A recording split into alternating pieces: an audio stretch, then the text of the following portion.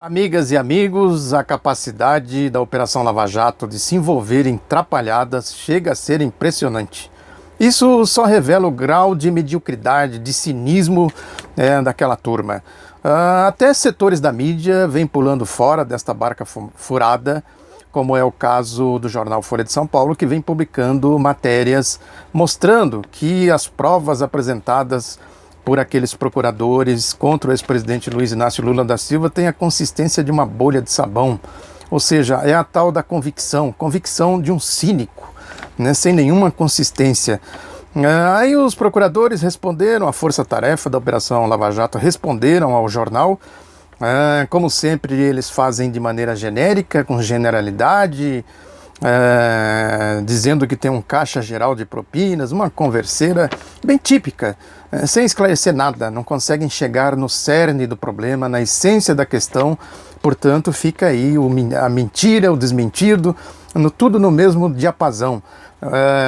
Ou seja, aquele esquema medíocre que eles vão se repetindo, vão acumulando mentiras e vão se utilizando aí dessa parte desses setores mais cínicos da mídia, né, como é o caso daquela capa escandalosa da revista Veja aí desta semana, que põe o Lula, insinuando o Lula de cabeça cortada, quer dizer, um crime, um verdadeiro absurdo, que revela bem a lama onde esse tipo de gente, esses fascistas chafurdam.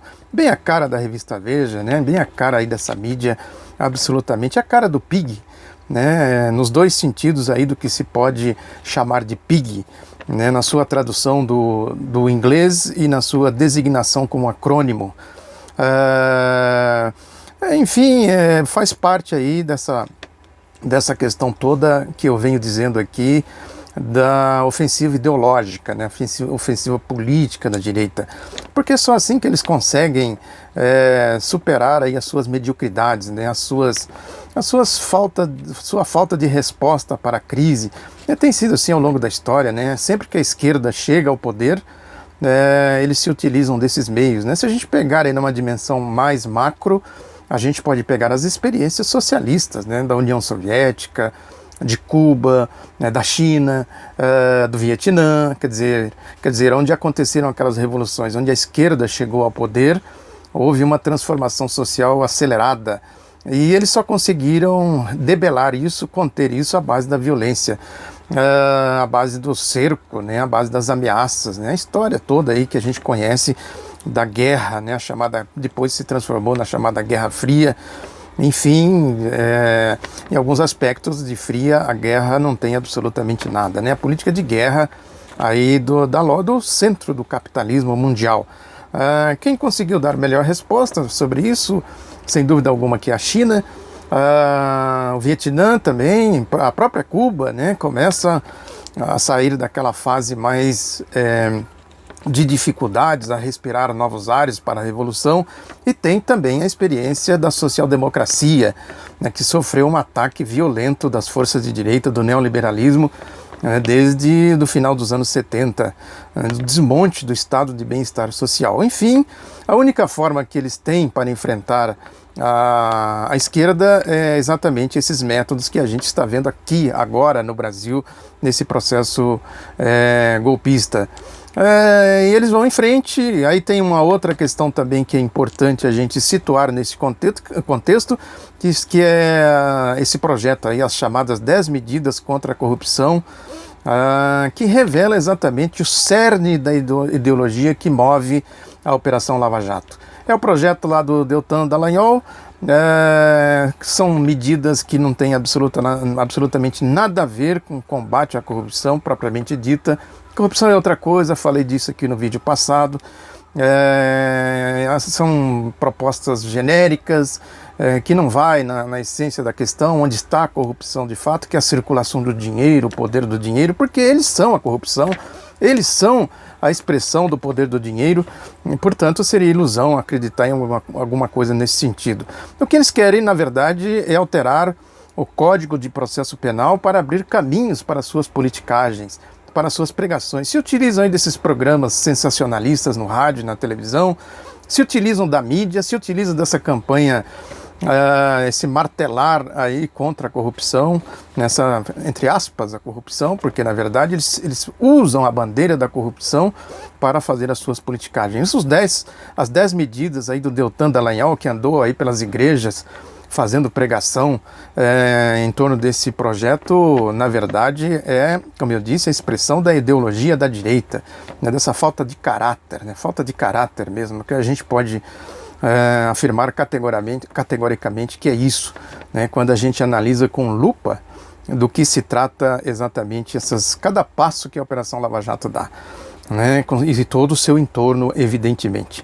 E a coisa vai por aí afora, né? Outro exemplo disso é mais uma decisão do desembargador João Gebran Pedro Neto, do Tribunal Regional Federal, da 4ª Região, né, que ele é acusado, inclusive a defesa do Lula já fez algumas petições no sentido de questionar esse desembargador, né, por ele supostamente ser padrinho de um dos filhos do juiz Sérgio Moro. Essa proximidade familiar, aliás, tem muito disso ali, quer dizer, a mulher do Sérgio Moro tem ligações escusas com o setor da questão do petróleo, né, com o PSDB, né, isso não sei o que estou dizendo, saiu no Jornal Público, já comentei aqui num vídeo desses que eu destaquei aqui, que o jornal vai mostrando tudo isso, coisa que a mídia brasileira esconde ou tenta negar. Mas enfim, o fato é que esse juiz do Sérgio Moro negou o pedido de defesa de Paulo Okamoto, presidente do Instituto Lula, para que o Sérgio Moro fosse impedido de aceitar a denúncia do Ministério Público Federal. Uma das denúncias dessa pirotecnia do Deltan Dallagnol e seus blue caps aí nesse espetáculo lamentável que a gente viu recentemente. A questão trata dos bens do ex-presidente Lula, que eles acusam ao AS de ter... É a tal da lavagem de dinheiro, né? Só fazem acusações, relatórios, ilações, quer dizer, provas que é bom, absolutamente nada. Até porque tem uma questão de lógica elementar, quer dizer, onde estão os acervos dos outros ex-presidentes? Os acervos do Sarney estão onde? O do Collor, o do Itamar, o do FHC, e a história de que a IBM banca o armazenamento do acervo do FHC. De que se trata? Né? Quem investigou? Quem fala disso?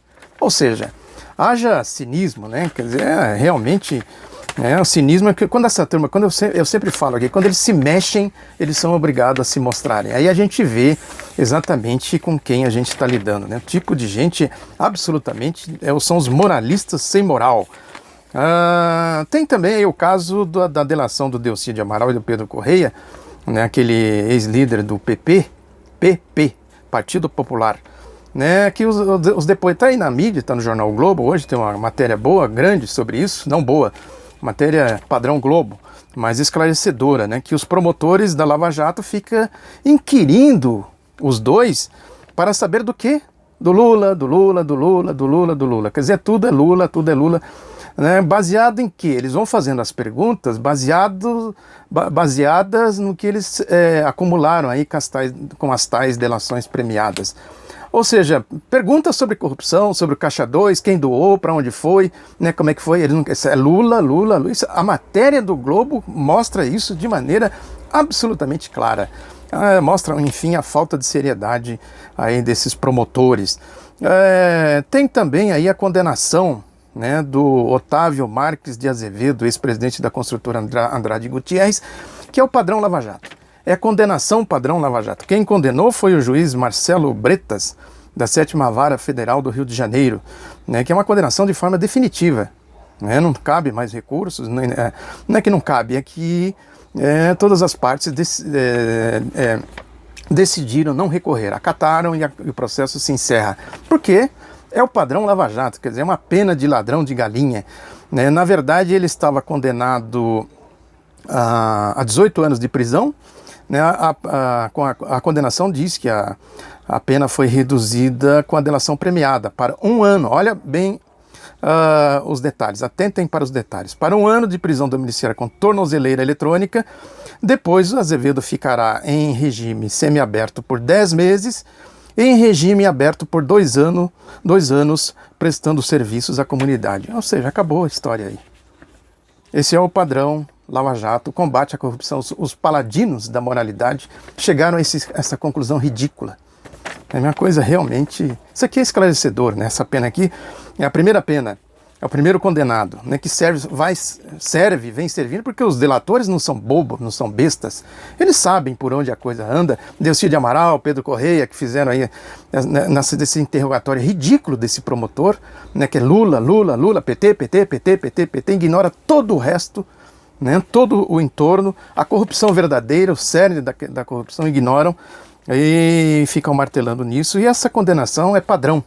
É por aí que eles vão ver, a delação, é isso então que significa delação? Quer dizer, roubaram, quem roubou, né, esse Delcídio é um agente duplo, na minha opinião, insisto nisso, quer dizer, um cabo Anselmo dos dias de hoje, né, e vão gozar aí do bem bom, né, como é o caso aqui desse Azevedo, se é que houve de fato alguma corrupção, né? Na verdade ele ficou fazendo as contas, não se sabe se ele roubou, se não roubou, é porque a Operação Lava Jato não foi atrás, ninguém foi atrás, a mídia não foi atrás, né? Não se sabe exatamente o que foi que aconteceu, simplesmente condenaram ele e ele faz as contas, quer dizer, entre isso e aquilo, fico com isso, e passa a régua, está encerrado o assunto, e o Lula que se dane, o PT que se dane, a esquerda que se dane, o povo que se dane, o Brasil que se lasque.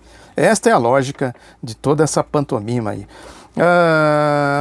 Nessa confusão toda é importante a gente observar essa tentativa atabalhoada da Câmara dos Deputados para anistiar o Caixa 2. Tentaram votar isso rapidamente ontem, meio que às escondidas, claramente uma articulação da direita, né? Possivelmente acharam que com a anistia, eles, segundo a versão da mídia, é que eles queriam fugir da Lava Jato. Eu não sei exatamente como que eles fugiriam, porque tem outras legislações, a Operação Lava Jato vai recorrer a outros métodos, não seria um projeto desse que salvaria alguém, né, de uma ação aí de combate à corrupção. O problema todo é que eu digo sempre aqui, quer dizer, a Folha, por exemplo, diz que eles tentam fugir da Lava Jato porque o Sérgio Moro tem uma tendência de tratar como corrupção qualquer doação, quer dizer, não interessa se é Caixa 2, se não é, quer dizer, antes fosse isso, né? Antes fosse nesse sentido de investigar a verdadeira corrupção, quem doou, para quem usou, né? Qual a finalidade, quem desviou, né? Porque aí pegaria, sabe, a verdadeira corrupção, inclusive em se tratando de Caixa 2, de quem é a tecnologia de Caixa 2, quem mais se utilizou de Caixa 2, né? A gente sabe muito bem quem são os verdadeiros criadores e beneficiários do Caixa 2, né? Isso é um método da direita, né? A gente está cansado de saber, a própria Folha mostra isso, né, nas matérias que ela tem feito. Quer dizer, isso começou, esse esquema da Petrobras, por exemplo, né, porque o Deltan Dallagnol fala aqui dos últimos 12, 13, 14, uma hora ele fala 12, outra hora fala 13, outra hora... Ele é ridículo, né, medíocre, nem precisar o tempo exato que eles estão investigando, ele consegue,